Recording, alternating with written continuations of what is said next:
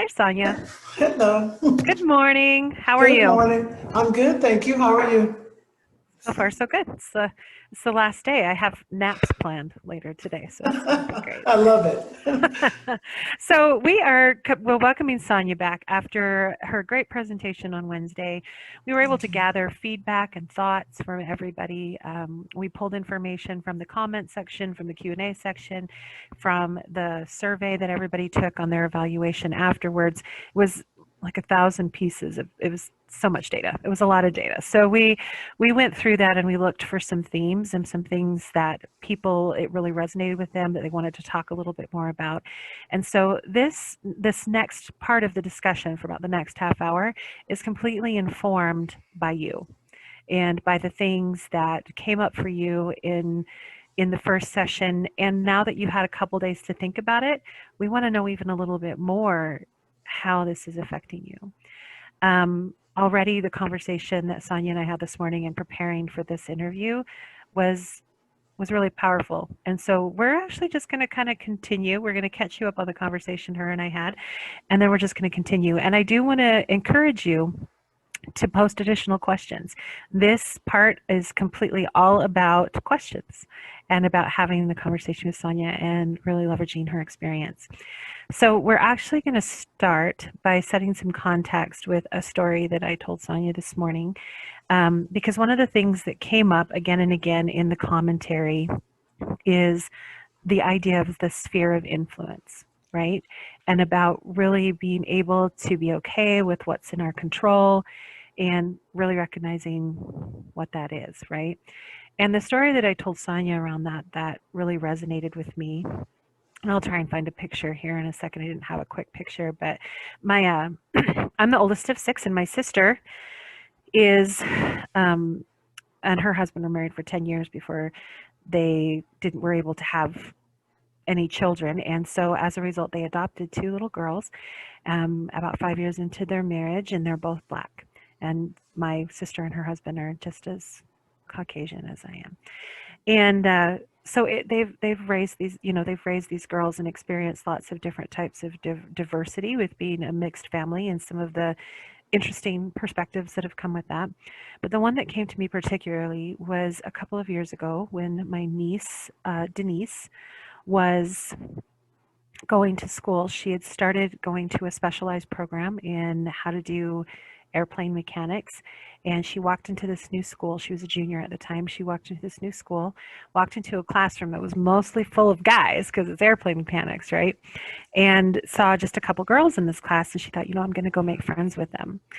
And she walked up to these girls and introduced herself. And one of the girls immediately turned to her and said, "I'm sorry, I don't interact with people of color," and then turned her face back. And so our sweet Denise, um, after that was obviously really painful for her, and she held it together until she got in the car with my sister, and she told my sister what had happened, and just started crying, right? And I was like, when I heard the story, I was like, what year are we in? Like, that doesn't even happen with 16-year-olds anymore. And the thing is apparently it does.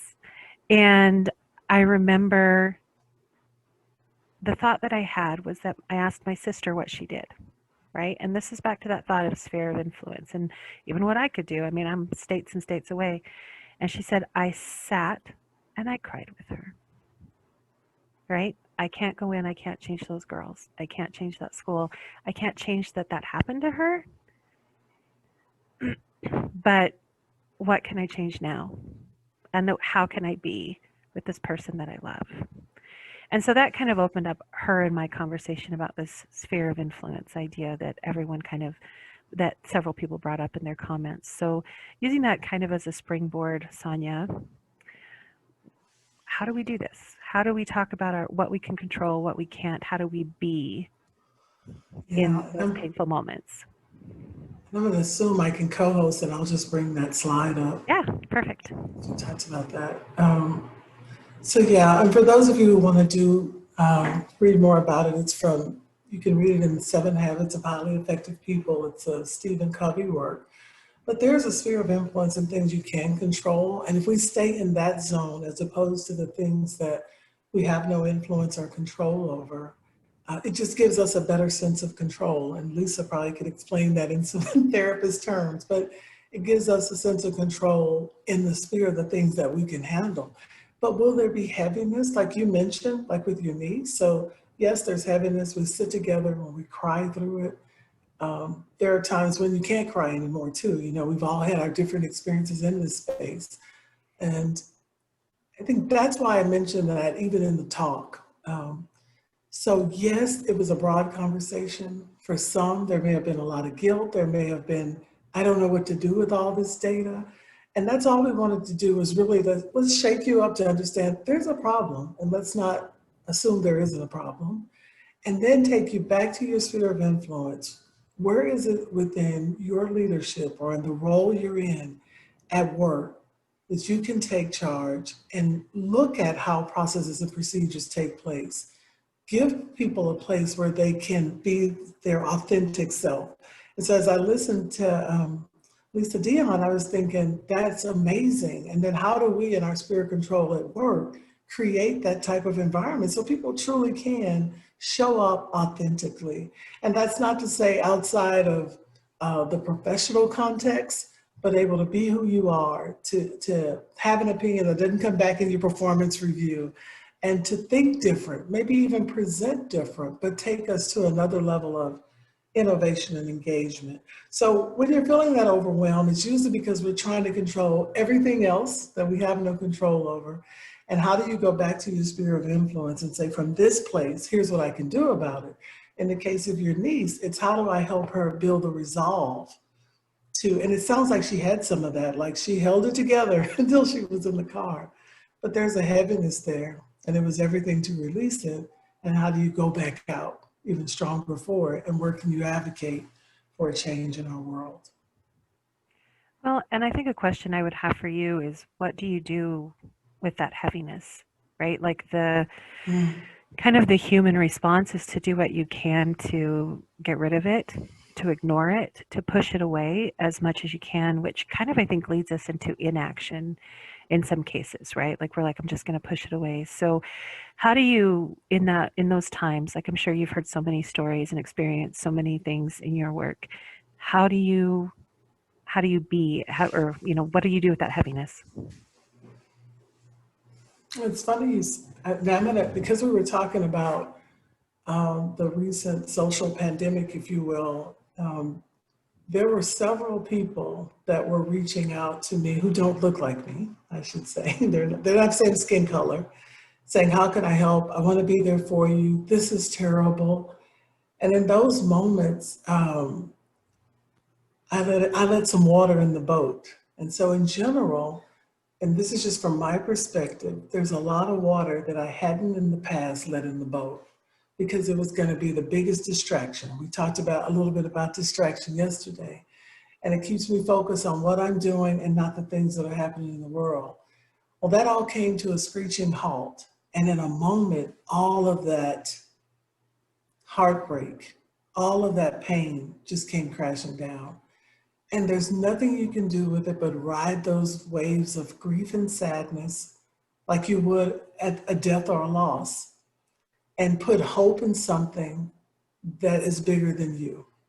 And so for me, and this is a little bit of my perspective, and I'm not pushing the belief that I know how the story ends. We're going to win because love rules overall. But it doesn't mean that it won't be messy in the middle and heavy in the middle. So I have leaned on people who understand this. We don't even need words to sit in our grief and to let it do its work and pass. And I've also sat with people who want to learn from it, who don't look like me, and ask them not to own it in guilt, but to understand it, to learn enough about it, and then figure out where they're going to start just chipping away at this huge opportunity in front of us. And some of them have started just with family and friends and try not to get kicked out of families by just having a difference of opinion about a group of people. And that's where we get in trouble when we label a group of people a certain way. Others have started in education because that's where they've spent the bulk of their career and they can have impact on changing policies and procedures. So start where you are, work within your sphere of influence, and give credence to the energy of those emotions that need to flow. If you're feeling sad, then sit in that sadness with an agenda to get back up and go back and continue the journey. I can't hear you. I turned it off because I turned off my mute. I need to stop that. That's okay. But I love that idea of sitting in my sadness with an agenda. And if it's all right with you, I actually, as you were saying about that love wins every time, um, I'm going to go ahead and take your screen just for a second and just show you guys. This is my niece, and these are my two nieces and my sister. And the one on the right or over here with the ropes is the one that this happened to. So, but I just think about that, like love wins every time, right? And I think in those cases, you go and find the people who are already there with you and who are already on your side, and remember that love wins every time. Yeah, So, thanks for letting me show yes. that really quick.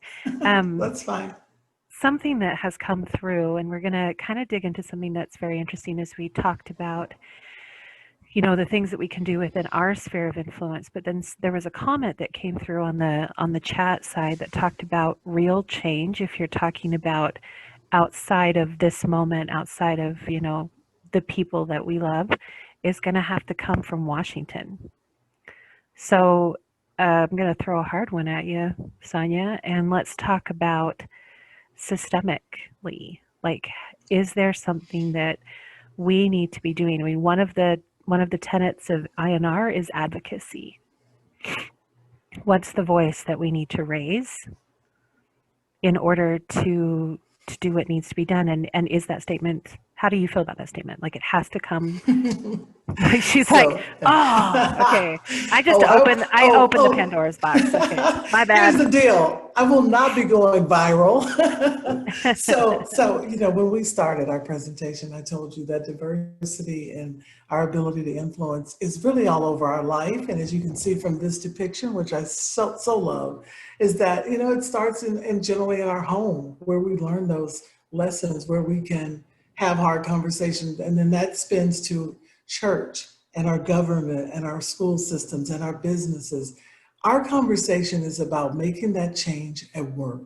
What is it that you can do at work so that when the people who are living this whole life and having all these other hardships and heaviness and even some celebrations and greatness can come to this place where we spend more time than we actually do sleeping in a week and contribute at their highest possible outcome. So Washington has its place and it has its conversation. If I had one tip around government and what's happening in our world right now and the elections that are coming up, I would just say, like you cut carbs, you might have to cut some news. And then just take real facts and information and make good choices, not just for now, but for generations to come. And think about it in all of these same spheres. What does this mean? And I'd add one, and that would be sustainability of our earth, our mother nature. That's the only other one I'd add. Think about the real data around that and make choices with that and cut carbs and cut the news as much as you can, because it is designed, as I said yesterday, to be a distraction and to separate us, and then we miss the real issues and able to put our votes in the right places. So there's some voices that are coming through on the chat that Okay? are talking about some things too that kind of reinforce that. One is like educate yourself, right? And educate yourself fully, not Yeah, just pulling that picture, right? Like you get that snapshot and you think this is the whole thing. And I think right. my 20-year-old and I were having a conversation about all of these things that Yeah, were happening because it was really overwhelming for her. And one of the things she talked about was the transcending the elephant. Have you heard that story? Where no. you have where it's a kind of a story where they have these blind men that go and each sit near an elephant and touch one part of it. And then when you Mm. ask them what does the elephant look like, the guy who touched the tusk said, well, elephants are smooth. And the other guy who had the tail said, no, they're very small and a little prickly. And someone else said, no, they're very rough. And was everybody wrong? everybody was right, but all they had were the pieces of the elephant. And so when you Yeah, talk about this educating yourself and what you said, a lot of people have said that to not just educate yourself on all the pieces, transcend the elephant, and then the voice that's been coming through really loudly is vote. If right. you're going to vote, And know vote, vote, that vote. even if your part, we talked about doing your part, seems really small and insignificant, because that happens, right? You're like, this isn't doing anything, forget it. Mhm. I would advise you to hang in there. I do a lot of this work, have a lot of these conversations, and there was a period, it was actually at the beginning of the NBA All-Star game. I mean, not All-Star games, the playoffs. And I was just having this overwhelming feeling that this isn't going anywhere. And a part of that, when I dug deep, was that sort of, it's not sort of, you would think that with murder in Minneapolis, that was a wake up call. And then those things continued to happen. So it's just got a little heavy. And then I watched the players protest, or they said they weren't going to play. They're going to stand against police brutality. And I thought, and so what's that going to do? That was my initial thought. But they had an agenda. They did something with that. And now a lot of the basketball arenas are going to be used as voting polls, places for people to vote or to register to vote. They've asked for some other concessions. And it just kind of reinvigorated me so I could get back in the game and say, you know what, everything matters, even down to the smallest conversation, which is why when we talk about what you can do in the workplace, it's how do I create a culture that is inclusive. And you know what? It could start with a hello. There are a lot of people who are invisible to other people. See everybody, hear everybody. Start with hello, if nothing else. And that big question of what can I do to be a better fill in the blank will give you those answers if you really want those answers.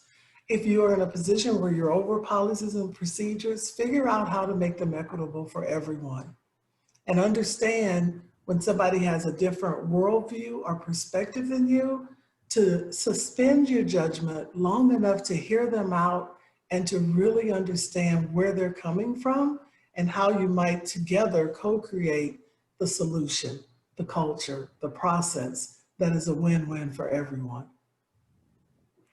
So I'm going to have you dig a little bit deeper on that. Greg posted a question that I want to kind of piggyback on that because I think it was just a little bit deeper. And he Okay. says, are there ways in which organizations' business models, so not just how you show up personally, but their business models might be more or less equitable, might support or inhibit more or less diversity, might be more or less inclusive of diverse perspectives and needs, given the broader inequities in our social systems? Do you need me to read that again?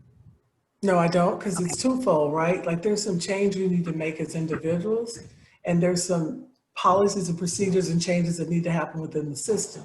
Somebody's got a job that handles and manages those systems and those processes and procedures. And for them, I'm saying, let's prick your heart to understand where this could be different. And a lot of times it's not on our radar because it doesn't affect us. But that's where we need to go educate ourselves and have an understanding of exactly what's happening. Um, so I use the example of Dr. Peter Pisters here in Houston, Texas, with the UTMB MD Anderson Cancer Center. If you talk to anyone at MD Anderson and say, what's our mission and our vision here? They'll say, it's about having the very best research so that we can have solutions to meet the needs of cancer patients. But the cancer patients are just like this circle in the middle of this chart. The patient is at center. And what he recognized is that most of the essential workers, the people that fed them their food or pushed them in the wheelchair or took them to get blood work, those workers didn't have a worry about if they could afford to pay the parking garage fee to park their car because they weren't in cars. They're riding the bus and they're getting up 2 and 3 hours earlier so they can get on the bus and get to work. So really understanding someone's journey to get to the place. And he looked at that and said, they're the ones who are touching our patients the most. And how do we give them a living wage so they don't have to worry about how they're going to eat, how they're going to get to work, what they're going to do if something unexpected happens? He gave them a living wage. He did it twice, year after year, as soon as he came on board. It was the right thing. He had the power to do it, and he got the information to understand what it might be like to be someone else and have their experience. I hope that helps. It does. And actually it brings up a little bit of the part of the conversation you and I had before, which is recognizing that not everybody is experiencing the same life, Like the right? elephant.